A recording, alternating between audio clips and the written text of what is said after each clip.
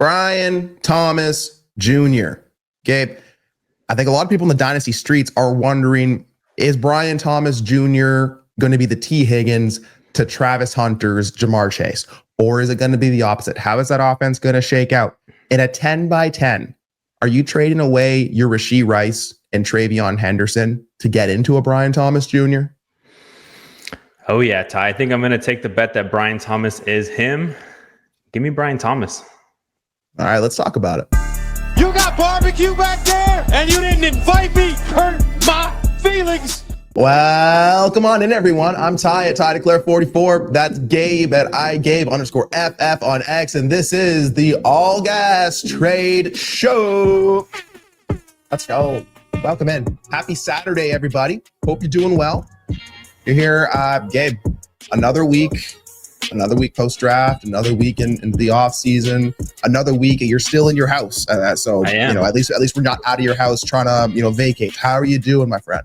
Doing good, buddy. Doing good. It's definitely been a stressful time here. Again, house shopping and trying to sell your house is not for the faint of heart, to say the least. Absolutely not. Well, thank you for joining me. I appreciate that. Hope y'all are doing well. While we're here, just really quick, hit that subscribe button, hit the like, just get out of the way. I don't want that on your mind. I want you to focus on these trades. So just get it done now. And while you're here, head over to ddfantasyfootball.com. Use the codes in the description below here. TRADEGOATs, get you in the door at discount into the Discord. Let's go. Patreon.com/allgas still works, and Underdog. Now's the time, baby. I feel as an Underdog, the bubbling's rising. So use code allgas, get your special pick up to 1,000 in bonus cash at sign up. All right, Gabe. Brian Thomas Jr. We need to have a chat. All right, talk to me.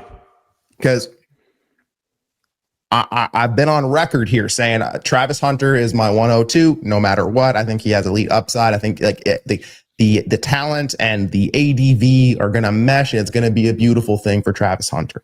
Mm-hmm. We have a Brian Thomas Jr. who was absolutely incredible last year, right? Oh, yeah. Can Trevor Lawrence support two elite wide receivers in that way? What is that offense even going to look like? With a how is this all going to shake out? And I know that I'm not the only one thinking this way. So just talk to me about Brian Thomas Jr. and how you feel on him right now. And then we can kind of dive into this deal more, because I want to know, are you more of I want to acquire some Brian Thomas Jr. with this? I want to use that Brian Thomas Jr. and what he currently is. I want to know what you want to do with him. Yeah, man.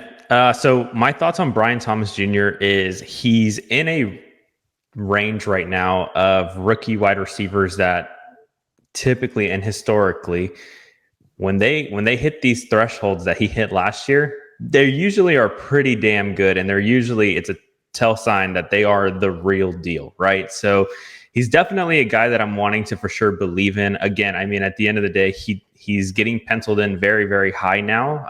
He's up there with the Malik Neighbors. He's up there with, Jamar Chase, Justin Jefferson, CeeDee Lamb. Like, they're all relatively pretty close now in that tier with Nico Collins, all of those guys, right? So he's definitely going to have some high expectations coming into the year.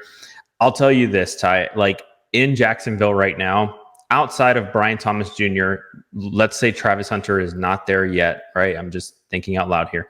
Who else do you trust to catch the ball out there in Jacksonville, man? You want that Parker Washington, you want that Brenton Strange, you really want to go with Travis Etienne, Not really. Exactly. Right. So I think that being said, man, knowing the weapons that are around Trevor Lawrence, I do think that he can support Brian Thomas and Travis Hunter.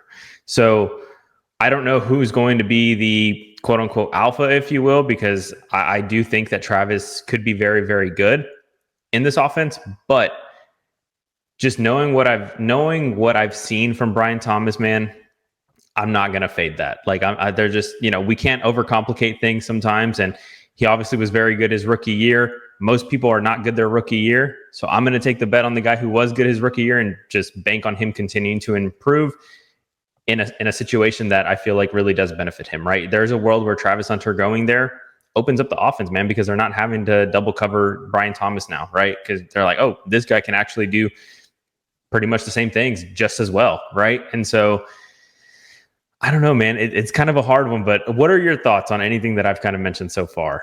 I have so many thoughts, man. And I mean, thank you for your breakdown. I think that was good. And I think you have been the champion of adding another good, talented receiver to the offense. Doesn't mean one gets nuked. It means Correct. It opens it up for everyone, right?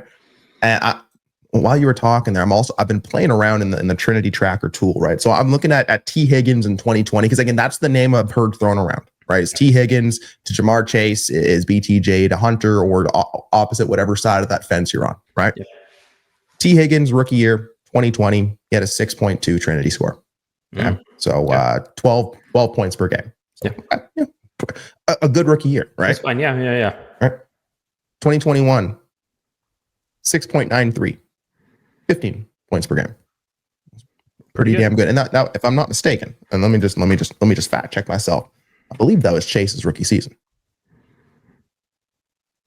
Yes, it was. And Chase had about a 7 Trinity score in that season as well. Yeah. And Teagan's score has slowly but surely crept up. Again, he's played about like 2 games a season, so you take that for what it is.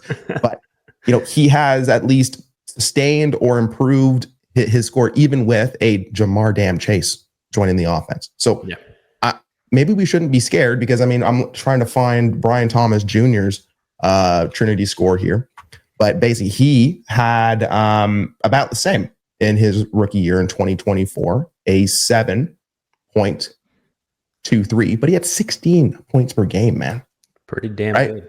Not any of this 12 stuff, right? And he played a lot of games. I wasn't worried about Brian Thomas Jr.'s health throughout the season there. So, and it took him a couple of weeks, I will say, to get ready, like to get started on that. Right, exactly. Let's see. Weeks 1 through 4. What did Brian Thomas do? 1 through 4, he was a 7.13 out the box. Let's see. Maybe the first. Let's see the first 2 weeks. Nope, 7.9. Okay, he was still pretty damn good there. Week 1, 6.94. Pretty damn. Maybe Brian Thomas Jr. is just a damn good football player who's going to be used in ways with a mind like Cohen, who just showed us, hey, Mike Evans, Chris Godwin, McMillan, Otten, White, Bucky. We'll figure out how to get everyone the ball. It depends on the game plan, depends on the matchup in front of us, but we're going to be okay. Yeah, absolutely. Maybe like you're saying, maybe everyone's going to be good, and I just want good players. And if I'm looking at this deal in particular on our screen, Rashee Rice, man, like legal stuff, I'm not worried about that for 2025. That feels like a 2026 problem, right? So that's not factored in right now. I can figure that piece out. But the medical piece, like I feel like it's just something that people understand and have noted, but I don't know. I think about how the community has valued Breece Hall in his first year off of his knee injury. With its common knowledge, it's year 2 where you're going to start to see that rebound. People don't want Breece Hall anymore. People don't want these guys who come back and don't look the same, even if we know, well, it's going to take a year to get there. Mm-hmm. I don't know, man. Like, yes, I don't want to wait a year. I don't want to wait. Yeah. Rice was damn awesome. So if I can get into Brian Thomas Jr., but at the cost of Travion Henderson, that's what I want to talk to you about, because I know you're a Travion fan, right? Like, how about the structure of this deal to get into a Brian Thomas Jr.? No, I mean, I like the structure of the deal, and I do think that it's a good trade for both parties, right? I feel like both parties really are able to accomplish what they want in this deal. I don't think it's like heavily one way or the other. For me, it's just the 10 by 10 of it all and the risk aspect of it, right? Mm-hmm. I do believe that you mentioned the injuries, you mentioned some of the legal stuff, right, that you're not really concerned about, but there is still, a genuine concern for Rashee Rice, right? He's been out of the offense for a little bit now. When he was in the offense, he was fantastic. But people step up, man. I mean, Xavier Worthy was really good to end the year, right? I mean, so Hollywood Brown came back.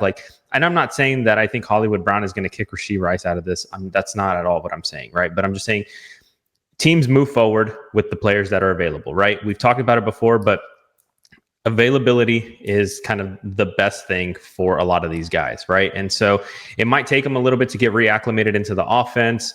That being said, from the other side, I do like Travion Henderson a lot. I really do. I think New England, just all the pieces that they're adding around Drake May, I'm really excited about. But Ty, there's still a risk, man. He's still a rookie. He still has Ramondre Stevenson ahead of him. Now, again, I'm not saying that Ramondre Stevenson is it, but obviously, there's still pieces and things that have to go well for TreVeyon Henderson for him to be the quote unquote lead back starting day one, right? So from that point of view, man, I think there's just a little bit more risk on the Rashee Rice and TreVeyon Henderson side that you're assuming to be able to split a guy like Brian Thomas Jr.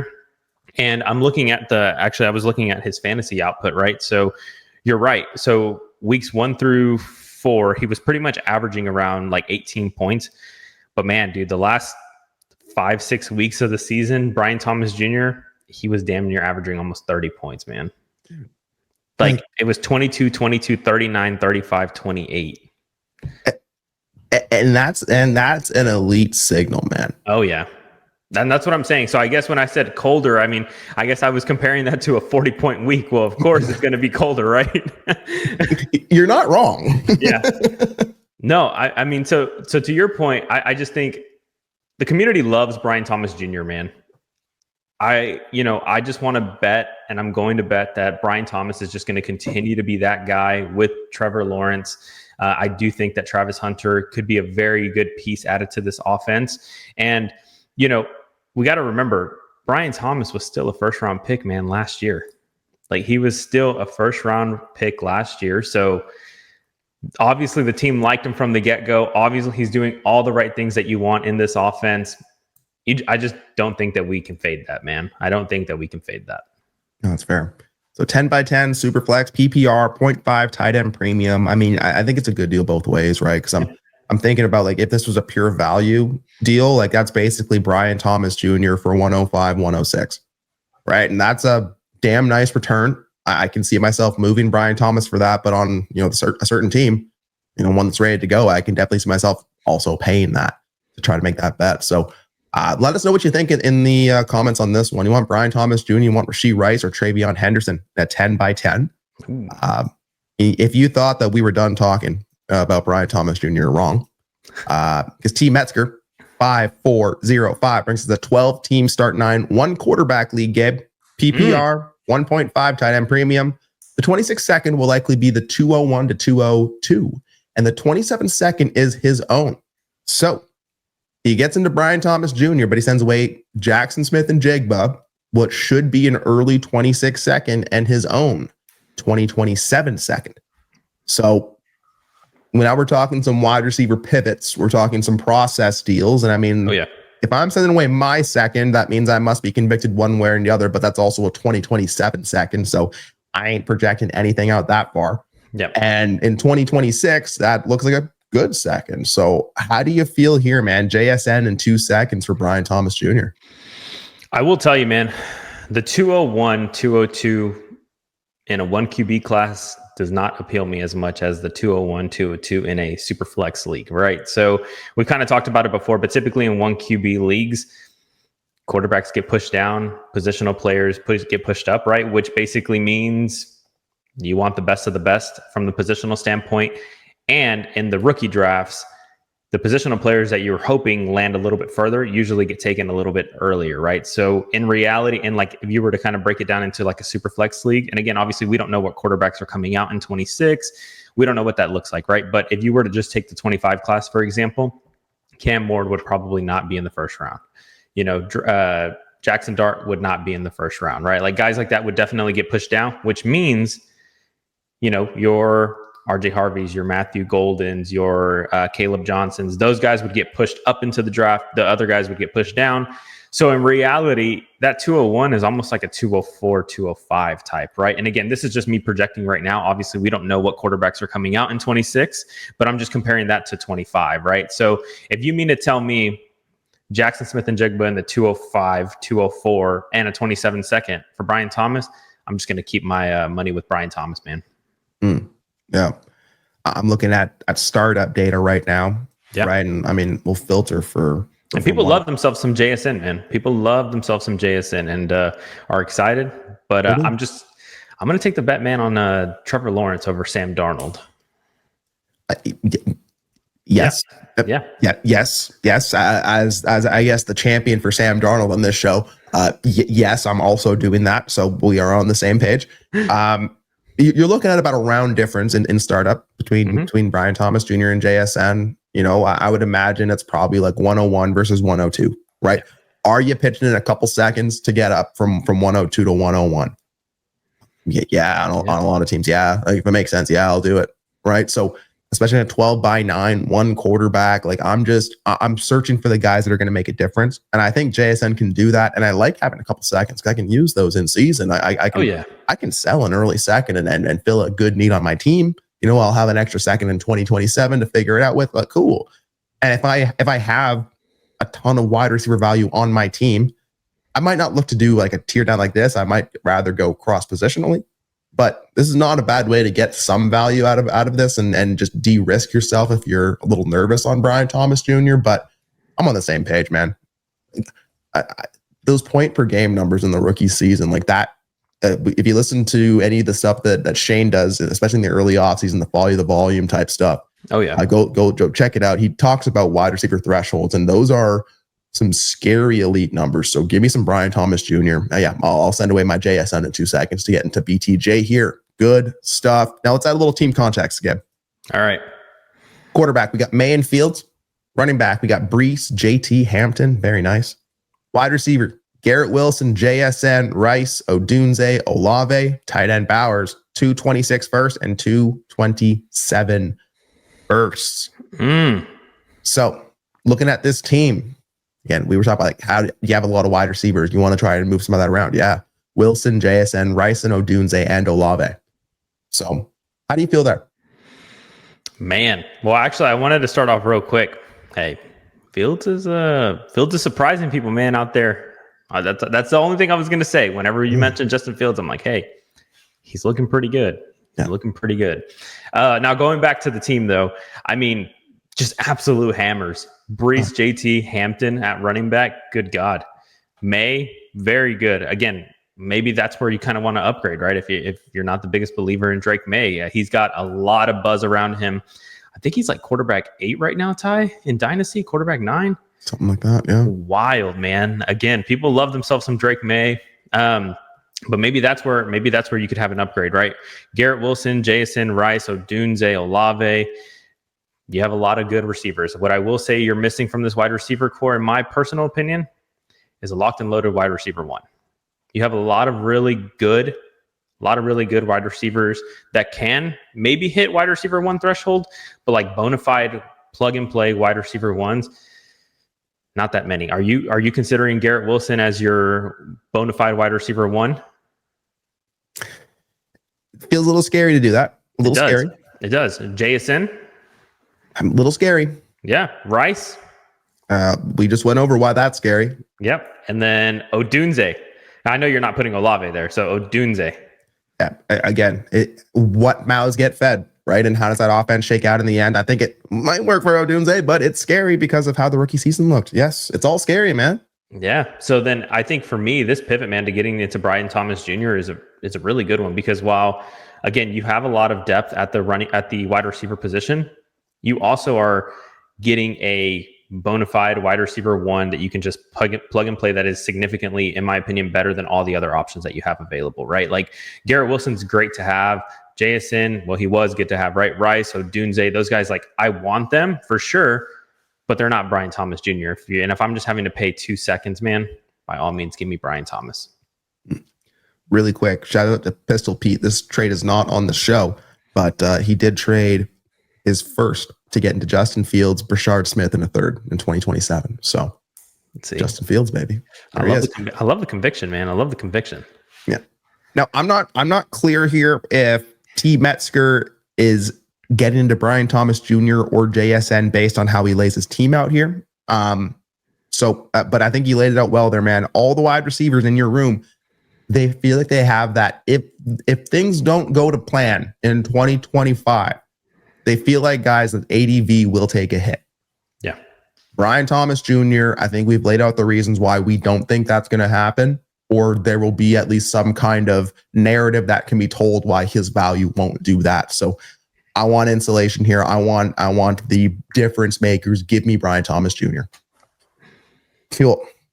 Okay. Speaking of difference makers, Slippy brings us a whole host of difference makers in a 12-by-10 league. 2 quarterback, went from 1 quarterback. Now we're at 2 quarterback. Gabe, here we go. PPR, but no tight end premium. They have absolutely no RBs. Gives him the 107, 108, and the 111 left to pick. So one side of this deal sends away Justin Jefferson, Trey Tucker, and the 206. The other side gets CeeDee Lamb, Chuba Hubbard, and 107. I'm hoping that Slippy is D Leon, right? I'm hoping. Yes, because What the hell? Oh my! I'm going to cut that because it's not that bad, but I mean it's kind of there. It's kind of there if we're being honest. CeeDee Lamb, Justin Jefferson, Ty, where are you with them? Closer than I thought I'd be. Okay.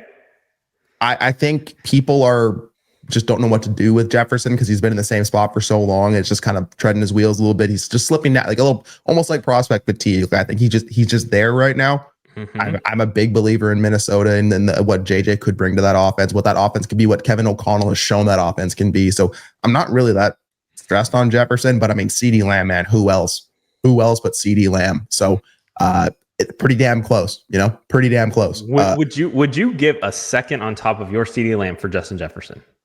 No. Would you give a third? No.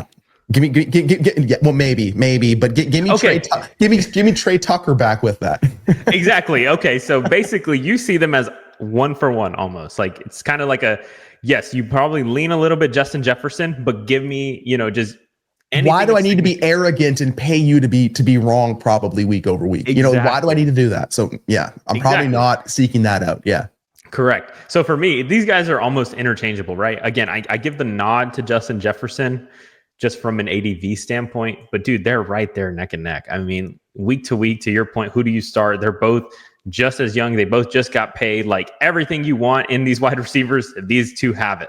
So for me, it's take your pick, right? I think most people are going to land Justin Jefferson, but what I will tell you is not close at all. Chuba Hubbard, Trey Tucker, give me Chuba Hubbard easily. 107, 206 is not even a conversation. So what the dog doing? Exactly. So I think the sound bites that you have been using are applicable in my opinion, because man, this is not close. Okay. I want to make sure I wasn't too far off there, but I want to be respectful. I don't want to be too biased on the Canadian King Chuba Hubbard, and maybe Trey Tucker's the guy that we're overlooking in the Raiders offense, but hey, he did just get Geno Smith, so maybe. Yeah. And hey, maybe Justin Jefferson is just the best damn wide receiver in the NFL and it doesn't matter and things fly. Maybe things go the other way, but for right now. Well, and I'll tell you this too, man. It's also interesting, right? Because we've kind of talked about the comparison between like Jamar Chase, Justin Jefferson, right? Like they flip year to year. I think most people now, after the season that Jamar Chase just had, they probably want Jamar Chase more than Justin Jefferson. So, I mean, I think CeeDee Lamb is right there, man. I think if he was doing what Jamar Chase did this past year, he would probably be penciled in as wide receiver 1. Like these guys are so damn close. It's just, yeah, this is a smash. And that's why I said, I hope Slippy is D-Leon, because good God, well done, my friend. Well done. Mm-hmm. Yeah. I'm looking at ADP right now. And if you feel that way, if you have one of those mid-first picks and you're just penciling in like a Jefferson there, it looks like you can trade back to the end of the first or even the early second and get that CeeDee Lamb. So, if you feel that way and you want to action that, there is something you can go and try right now. There's a little CeeDee Lamb for Jefferson swap, but we'll leave that one there. Girth Brooks, our boy Girth Brooks, aka No Guts, No Sausage, brings us a 16-team start 8. Gabe, it's a 0.5 PPR. It's a 0.2 for rushing first down. It's a 0.5 for receiving first down. And it's a 0.2 for passing first down. It's little bonuses everywhere. No Guts, No Sausage gets into Ashton Genty, Josh Jacobs, and Jerry Jeudy. A lot of J's. A lot of J's. Riddle me this 18. Gets into Marvin Harrison Jr., Drake London, No Guts, No Sausage, just 26 first and 26 second. Gabe, this is a star-studded deal. This is, man. It's a damn good deal. One side is going to score a hell of a lot of fantasy points. One side has a lot of hopium, but some elite talent on that side. 16/8. So I don't see a quarterback, so we don't got to really worry about that. Maybe the first and stuff. But Gabe, that first has a wide range of outcomes, especially if no guts, no sausage is a good team. So how does that factor in? How do you even start crossing things off in this deal? Man, well, we've talked about it before, right? So it's a good thing you mentioned. The 26th first does have a wide range of outcomes, right? From the 1 to the 16th pick. So a lot of different opportunities and a lot of different options that you have there, right? A lot of different outcomes. So we've talked about it before, though. Right now, in this format, Genty or Marvin Harrison? And I know where you're going to go. Genty. Yeah, pretty easily, right? Yeah, it's in start 8. I really need to have that difference maker figured out. Give me Genty. And 0.2 for rushing first downs and 0.5 for receiving first downs. So basically, you want the guys that can catch passes and are just bell cows, can run. In that Raiders offense, I'm not overlooking Genty throwing a pass or two either. So, a little sprinkle of bonus there as well. There so, you go. Give me Genty. Give me Genty. There you go. So, okay. Does it get closer if I toss you in this 26 first? Marvin Harrison Jr. and 26 first for Ashton Genty. Yeah. Because I think in a normal league, Marvin Harrison Jr. for 101 was a conversation that I had that I tried to execute in a couple leagues. So yes, Marvin, a first and a 16 teamer would do that. Yeah. Okay. And so you would still want Marv at that point, right? Sure. Okay. So that's kind of where I was going to, right? I want Judy over a second, just because, it's kind of right there. Does Judy, though, close that gap for you with Marvin Harrison in the first? So Ashton Genty and Judy for Marvin Harrison in the first. Oh, yeah. Give me Genty and Judy. Yeah, if that's the case. And Judy's the last wide receiver on my roster. I ain't rostering anyone lower than Genty. Everyone else gets hurt. Than Judy, and everyone else gets cut. Correct. Okay, so then I look on the other side, and I'm just going to say one for one, Jacobs or Drake London. Do you want the hopium? Do you want? I like Drake London, what he can become. We'll see, what happens with Michael Penix and how he kind of evolves in that offense. Knowing the format, though, are you taking Drake London over Josh Jacobs? I still am, if it fits what my team is. If I get Drake London and that means I have to go move 3 more wide receivers to make it work, I'm probably not thrilled to do that. But pure value wise, just even in this format, yes, I still want Drake London. I think Josh Jacobs will probably score more fantasy points. Yeah. So if that's your goal, you've accomplished it. But for what I can do with Drake London, for even in season, Gabe, if things go even just according to plan, people are still going to want Drake London. If things go well, God forbid, right? I'm going to be able to still use London to get into an aging running back like a Jacobs, and maybe even get a plus, later on in season once we're scoring points as well. And I'll have more information in front of me of who's actually scoring points. So I'm going to keep Drake London. One more thing. If everything goes wrong for Josh Jacobs and if everything goes wrong for Drake London, I definitely still want Drake London. So give me Drake London. Yeah. And I do agree with that. The one thing I will ask, though, is 16 team, there's only 32 starting running backs, man. So technically, if each team has 2 running backs, that's all 32 that you have right there. Does the positional scarcity at all? Can I just get you into thinking maybe the other way? You can fill out wide receiver a hell of a lot easier than you can fill out a running back position, especially given the format. I'm just asking the question. Given the format, well, that's interesting because I'm also thinking of just the nature of the running back position, right? You got guys who take 60% of the role. You got guys who take 40% of the role. Maybe they have more passing work. You got, mercenaries who, depend on injuries, depend on situation, they can pop up into any of those roles. So yes, there is scarcity, but there's also week to week flexibility. And how I play. Yeah. And if I have 15 other managers in my league and an active waiver wire, because at 16/8, I assume the benches are probably shallow-ish. I think I can figure out my running back 2 or later spot, especially if I have, a Genty, or I'm assuming Riddle Me This has another running back on his side as well. So I think I can still figure out running back. I personally think that I can build a running back room in season if I need to, if I have enough assets to do it and the gumption to do it. Yeah. I think if things go right for Harrison or London, or once teams figure out how things go and they want to kick it to rebuilding, I don't know if it's easier to build through the wide receiver late or if it's the running back. But to answer your question, I'm going to lean the wide receiver. All right. I love it. I just wanted to see if I could try to convince you the other way, man. And so basically, I think in the format, if there is a format, this is going to be the one, probably, right? But yeah, absolutely. And there's still a 26 second on the other side that we really didn't even talk about, right? Again, because I was trying to compare Judy to the second, just showing that I would want Judy over the second. Yeah. And then we just kind of threw him into the package with Ashton Genty, right? So you still have a 26 second that you're kind of playing with. So from an ADV standpoint, I think I'm right there with you, man. I think I want to go with the wide receivers. I do think that you gave up a little bit of value. But given the format, I can't fault you for wanting these hammer running backs either. Now, I always got more context to provide you, right? So this team has Chase, Rome, and Diggs at wide receiver as well. Chase, Rome, and Diggs. Okay. Okay. So you're sending away London and Harrison from that room. Mm-hmm. Their best running back before this deal was Jalen Warren. So probably not going to cut it, right? Yep. They got Lamar and Caleb at quarterback. They finished first in the regular season last year, and they expect those picks to be late. So they got their quarterback room figured out. They have a nice wide receiver room. Like, again, they have Chase. Talked about Rome already. Diggs is a good 1 year bet until it's not, right? You send away Harrison in London. You do that. You get into Genty. You get into Jacobs. You definitely address your running back room. You send away your picks.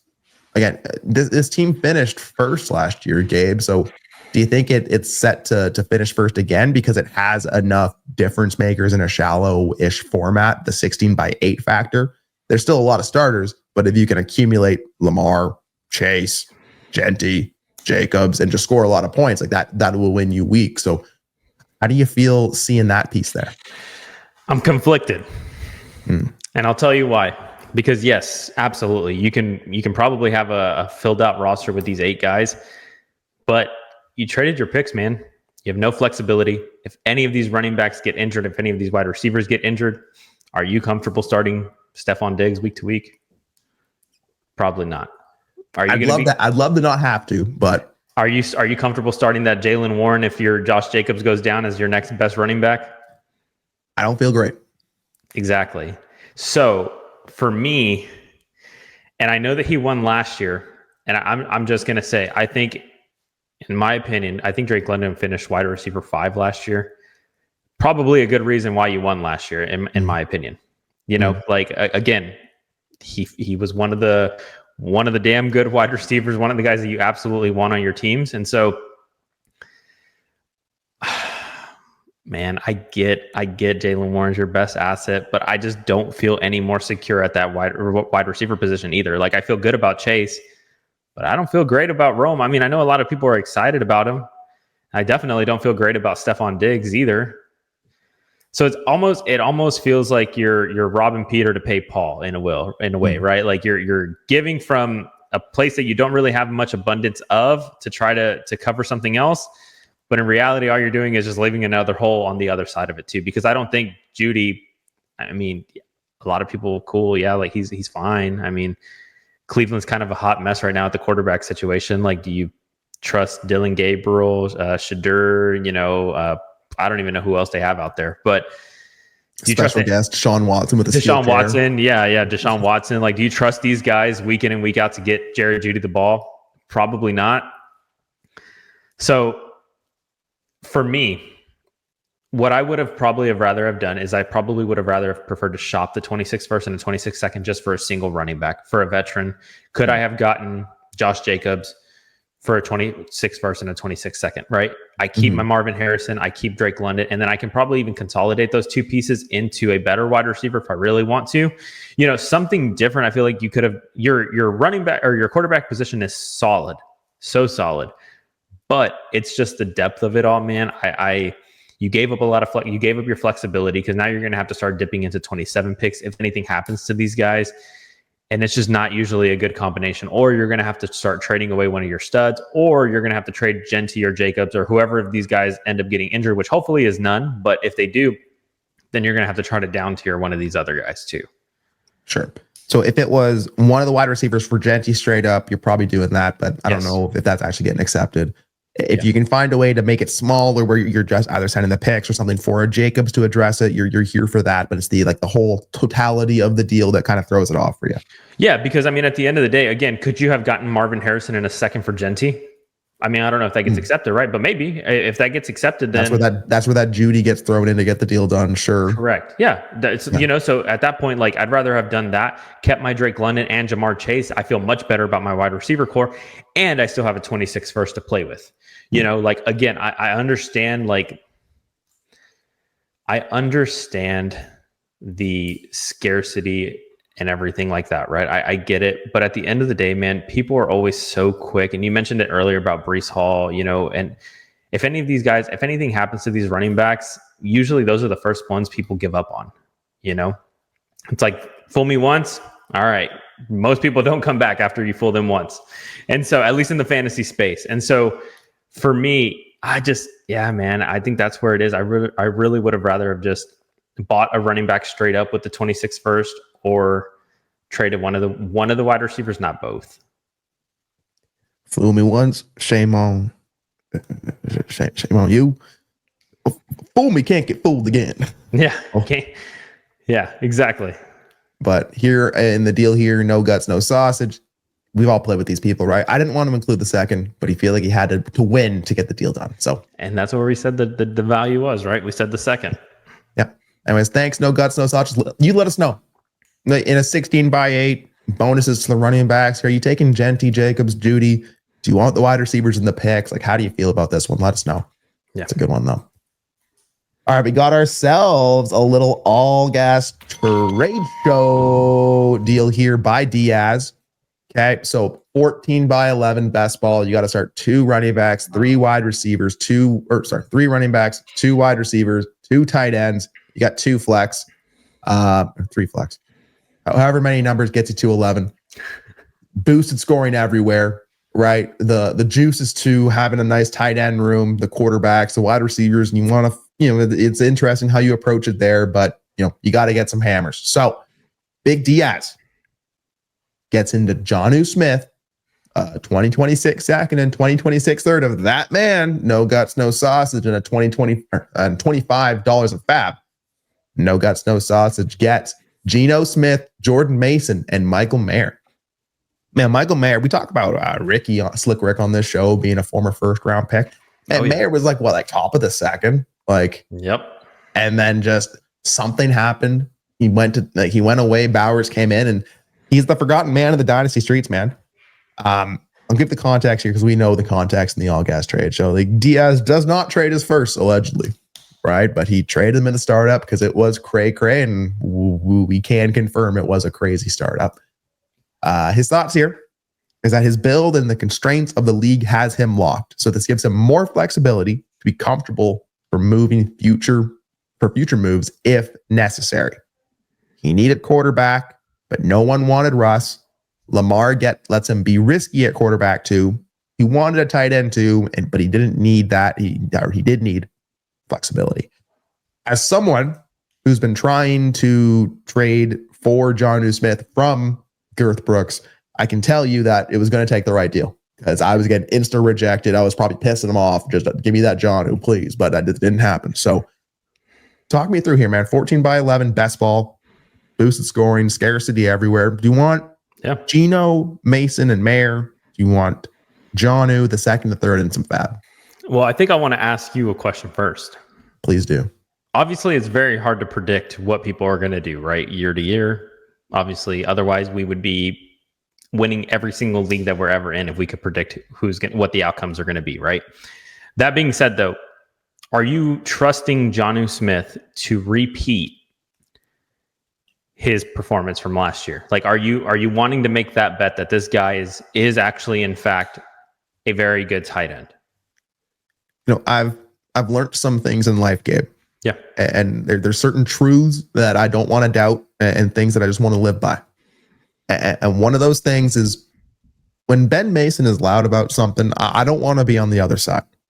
And Ben Mason has been loud about how good Jonnu Smith is. It didn't make sense how cheap he was last offseason. And last I checked, he's still championing for that Jonnu Smith. I think as far as like approaching the tight end position and the best bang for your buck option where he's probably attainable, it's not going to cost you everything. It'll cost you something because people know what they have. But the bet that could pay off for elite production, it's Jonnu Smith. Yeah. So yes, I'm still in on Jonnu Smith, definitely. Yeah. Yeah. Okay. Perfect. Yeah. I mean, I'm right there with you, right? I do agree with you. And to your earlier point, man, I hope Ben Mason is wrong though, because he's actively looking to move like his Brock Bowers and things like that. I'm just saying, man. We might get there. I'm just saying. But okay, so I do agree with you. And given the format, man, it's I believe a start 2 plus 1 tight end premium, so 2.0 total for the tight end position. So you want tight ends, man. You want tight ends. We've talked about a guy like Geno Smith. We do think he's an improvement in Las Vegas, right? Right now, are you wanting to pay a 26 second and 26 third for Geno Smith if he's your quarterback, let's say 2 or 3? For Geno? Yeah. I've spent picks on worse. You know, I don't want to do it, but I would do it. Yeah, I would do it. And so would you be on the opposite side of that too? If you had, let's say, 3 quarterbacks or 4 quarterbacks, would you be willing to sell your Geno Smith for 26 second and 26 third? I think that's probably the price that gets done at the end of the day. So if I want to sell him, that's probably what I'll have to do. So yeah. Yeah. All right. So then for me, Jonnu Smith for Michael Mayer and Jordan Mason in a best ball league. I like Michael Mayer, man. I was excited for him coming out of college. Really hasn't amounted to anything. And I will tell you, Ray says it all the time. Hopium is the number one killer of, or Hope is the number one killer of fantasy football teams. And I think I'm right there with you, man. I'm going to make the bet that Jonnu Smith is significantly better than Jordan Mason and Michael Mayer. And that's the side that I want. I want Jonnu Smith. Give me the flexibility if I don't need Geno Smith as my quarterback, and I'll figure everything else out. Yeah. I mean, even if you want to, like I said, throw that fab into the construction of the deal somewhere, I think action is the best predictor of like how things are, or the best gauge of how I should feel on something. And as soon as this deal went through, you know what I did? I sent a deal to Diaz for Jonnu Smith. So I think I want Jonnu Smith's side. I think I want the Jonnu, the second, the third, the fab, because again, it's a start 3 running back league. And I like the idea of Jordan Mason, right? And by week 3, he could be the league winner, right? Like he could be the reason why. So I like getting that bet. I mean, Michael Mayer, again, you can get him. He's available. Like if you can go and acquire him and you want to make that bet, go right ahead, because there's opportunity in that Las Vegas offense. TBD how it throws out. And if I'm going to stack at quarterback and tight end, that's how I want to do it. I don't need to do it at running. I don't want to do it at running back. I don't need to do it at wide receiver. But quarterback, tight end, making those parallel bets, I like doing that. If it goes well for the Vegas offense and you want to say that's going to go well for Mayer, maybe he's the new Jonnu, right? And he's younger and cool. But I know what I can do with the second. I know what I can do with the third. I know what I can do with Jonnu. And like you said, man, like Geno Smith, like, yeah, I definitely want him. He's a good quarterback. I mean, just think about it like this, man, from a flexibility standpoint too. Do you really think a lot of people want Michael Mayer right now? No. Do you really think a lot of people want Jordan Mason right now? No. Maybe we have a lot of Minnesota fans in this league, so it's not a bad bet. Yeah, I mean, but in the grand scheme of things, probably not, right? Probably not. And then Geno Smith, he fits in a very small bucket of people who are teams that actually want a guy like Geno Smith, right? Yeah. Jonnu, though, on the other hand, I mean, if you need a tight end, you've already mentioned it, he's the perfect type of tight end to get, because he's going to probably give you more game than what he costs. And that's the reality of it, right? Everybody wants 26 seconds and everybody wants 26 thirds at the end of the day. I mean, maybe not the thirds, right? But the seconds for sure. So just from a pure flexibility standpoint, I think Diaz, one, got the better players, and he got the liquidity as well at a position that he didn't need on the court, like for the quarterback. So for me, it's, yeah, man, give me that side. Yeah. No, it's you get both sides of the coin there, right? You get the production bet with Jonnu. Mm-hmm. You get some of that flexibility, the second and third. Like he sent away his first. I know in my conversations with him, right? Like, when you trade your picks away, you set yourself on a path, right? And you have to follow through on that. You can't go halfway. So if you can build in more flexibility through deals, that's probably a good way to approach it. So yeah, it's a good one. Again, 14-teamer quarterback value though, right? Yeah. If there's ever, especially best ball too, and if it fits into your lineup, if there's a time that I can spend a second and a third, hell, take that fab too. I'll get into Geno. Right. And I think there's a reality where the conversation of this deal was Jonnu Smith in the second for Geno, or Jonnu Smith in the third for Geno. And then it maybe it breaks down differently in different team contexts and heads and everything. But I know me, I'm taking Jonnu in the picks. Yeah. Cool. Okay, we got a 5-banger here from Dio, and this is a lot. All the things I have loaded up here. We have time. We have one more in reserve, but old Dio. So it's a 12-team Superflex PPR. It's a 2.0 tight end premium and a 4-point passing touchdown. Okay. Yep. So it looks like all these deals kind of happened as the draft was playing out. Okay. So the first 2 deals we're going to look at, he was assuming that both guys wanted Cam Ward. That didn't happen. He got his 2 targets at 105 or I guess 106. And I'll bring up the second one here really quick.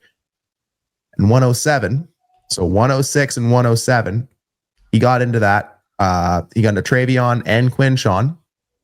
And he also gets AJ Brown in 206 at the end of the day. So 12-team, 2.0 tight end premium. I'm assuming start 10. Okay. 106, which became Travion, and 112 for 104 and 206. I don't know what 104 became, but I'm assuming it's not Cam Ward. It's probably maybe a Tet, maybe Hampton, maybe Hunter, whatever that ends up being. Mm-hmm. Because how do you feel here, first and foremost? 104, 26, or 16 and 112? Oh, yeah.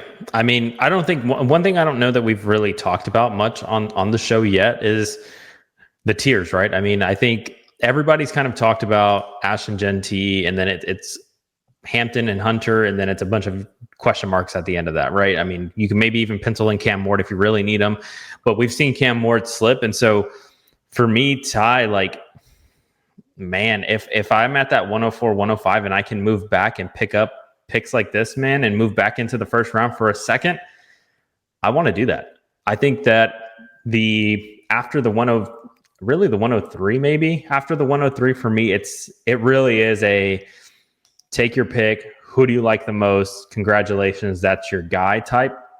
And so if I can move back up, man, and get 2 of the guys that I actually want and give up something, because at that 206 right now, we're really not getting, like, we're getting an okay player, but it's not something that, we're crazy about, right? Like, would you rather, and obviously I know you're going to rather the 112, right? But would you rather like an RJ Harvey, or would you rather a Trey Harris? I don't care what you say. Like, it's RJ Harvey. Exactly, right? So, like, for me, if I can move back 2 spots in the first round, but move up back into the first, give me that side, man, all day, every single day. Yeah. And it's a 2.0 tight end premium as well. Right. Yeah. So that boosts those back end first, because either the tight ends are there or they've gone earlier. Right. Mm-hmm. So like I said, 112 absolutely could be a Harvey, could be a Caleb Johnson, definitely could be an Abuka. Right. Yeah. 2-6. Again, I've seen Burden fall. I've seen Golden fall. I've seen Siadabu get there. I've seen Shuck there. I've seen Dart go in random places in drafts. Right. So I still like 2-6, but I definitely like 112 over that. And I'll take a step back from 1-4 to 1-6. Especially knowing that the running backs are going to be there, right? I'm very excited there. So love that first deal. Okay, check. Bing. You did it. Good work. Second deal here. Okay, so AJ Brown. If you've watched this show, you don't need to ask me how I feel about AJ Brown. You know. You get AJ Brown and 107 to go from 105 to 112. So he takes that 112, packages it right up with his 105. Again, thinking someone's going to take Cam Ward. Sends it to him, gets AJ Brown in 107. What the hell? Oh my God, no way. You're lucky I don't play that twice. Yeah. You're really lucky I don't play that twice. Hey, the rookie fever is in the air, my friend. People want rookies. Here, I'm going to turn this down for the people so they don't break their headphones. That's all I got to say about that. That's all I got to say. Well, what the dog? I have one more thing to say about it, but yeah. Dog doing. There you go. Please, I can't speak right now, Gabe. Please just take this away. Yeah, I mean, this is not close, right? A 105 AJ Brown. I'm still gonna take AJ Brown, man. And then the 107 over the 112. I'm definitely taking the 112. So I feel Thanks like for you the got the free two. upgrade. Yeah, you got two upgrades at both respective positions. I mean, quite literally. So it's a smash for Dio. I mean, well done. Well done, my friend. Well done. Yeah. So then followed up those 2 deals with these 3 trades. Okay. They got to stop this man. If this is all in the same league, they got to stop him. It's all in the same damn draft. Y'all seen the GIF, right? The GIF where it's like he can't keep getting away with this. Yeah, this is literally this is Dio right now. He can't keep getting away with these type of trades. You know, y'all have seen Jif the peanut butter. He's got his spoon in there. He can't stop getting more and more peanut butter because I love peanut butter, so peanut butter is valuable to me. But he is doing everything. GIFs, GIFs, however you want to say it, baby. GIFs. I know the person that created it said it's GIFs or GIFs. I know. Don't come at me in the comments. But Dak Prescott in 111 or Anthony Richardson in 109. I mean, Anthony Richardson could be dope. I will let you take that. It could be dope. I'll let you take that bet for Dak Prescott and 111. I'll take that step back from 19 to 111. Okay. Definitely will. Now, Gab, I'm just gonna. I think you're gonna be on my page there. So let's just get on to the second deal here. Yeah, okay. Let's keep it moving. Okay. So Dio then trades away that 111, Judy in 304, gets into Cooper Kupp and Breece Hall. Give me the if this is the Breece Hall price, my friend, I'm gonna start sending out some trades. Breece Hall, holy hell, yes. Good God. And then the third deal, he took Burden with the 2-3, okay, and then he trades his 2-6 and 311 for 2-4. So pretty happy with the haul. He came in with 1-4, 1-5, 1-9, and 2-6. JSN, A-Rich, Judy. Left with Travion Henderson, Quinshon Judkins, Breece Hall, AJ Brown, Nico Collins. That's cool. Is that Nico Collins or is that another Nico? Am I crazy? Is that Nico Collins? I would imagine maybe he just didn't upload that. But maybe Kupp, Dak, and Fields. I didn't see Fields either. Yeah. But that's a pretty nice damn haul. Let me just make sure there's nothing hanging out. Came in with a 104, 105, 109, 26, JSN, A-Rich, Judy. Left with Henderson, Judkins, Hall, AJ Brown, Nico, Kupp, Dak, Fields. I mean, holy shit. Yeah. Good work. Good work. I think to say the least, good work. You know what you've done. Okay. I think the FBI's got a knock on his door, man. Yeah, I think I've exhausted all my sounders, but okay, we're at 53 minutes on my clock here. We're probably a little sooner after Jay Rich edits things and takes my voice and does things with it. Let's talk one more here, Gabe, and you're gonna recognize this deal. Okay, let me get this out of the studio. Get out of here, and then we're gonna add bang. Our boy Ben Mason, the Borp God. Okay, he sends away Brock Bowers, and you get into, you get into Brock Bowers. He gets into Zach Ertz, Terry McLaurin, Michael Pittman, and a 2026 first. Gabe, I need you to give me kind of like the lineup settings here. I need the settings of the league. I'm assuming it's best ball. Yes, I've heard rumors that first could be early. I mean, hey. I was once a salesman in my old life. So yes, absolutely. Selling that 26 first as the 101, which honestly, I do believe that to be the case, but 14 teams, start 11, start 2 tight ends, 2.0 tight end premium. I mean, best ball league, you name it, start 3 running backs, start 2 wide receivers. You know the deal. All right. This deal actually hit my inbox, and I was very not conflicted per se. Now hold on. I'm looking at the screen here, and it says I Gabe sent offer. Is this a counter to a deal, or did a very similar one hit your inbox? No, so that's what I was going to mention. Actually, initially, so he sent it to me, and I initially countered because your boy's got a counter, right? Mm-hmm. Of course. And then we ended up reverting back to the original deal. So I did send back the original deal. Okay. And then it did get accepted. It was nice he didn't squeeze you. I tried. I tried. I definitely tried, but he didn't let me. He was like, come on, man. You already know this is a good deal. And I said, you're right. All right. Let me not be greedy here. So it is a best ball league, but I will tell you, Ty, in this format, and we've kind of talked about it before, I think tight ends and running backs, man, are where you want to build out of in this league. Wide receivers are dope, but the scoring format and everything like that just really leans tight end and really leans running back. We've seen the war, and I think we've showed it on a couple shows before, but wide receiver, there just ends up being a really big flat tier for me. And I actually have 0 Brock Bowers. I want to preface that too, because that's another thing. I didn't have any Brock Bowers prior to this trade. And so now I am the proud owner of 1 Brock Bowers. Yeah. So, I mean, that 26 first, I do believe that to be at least a top 2 pick. Really, though, a top 2 pick. Terry McLaurin, love him. And just from a pure best ball standpoint, I'm always hesitant to give up a 4-for-1 because the reality is that Ben Mason, what he received is more than likely going to outscore Brock Bowers week to week. Like if you put those, if you put those 4 pieces together and what he can probably do with that 26 first, put that all in together, it will likely outscore Brock Bowers every single week. But the only way this deal gets done is because it's in best ball. Correct. Right.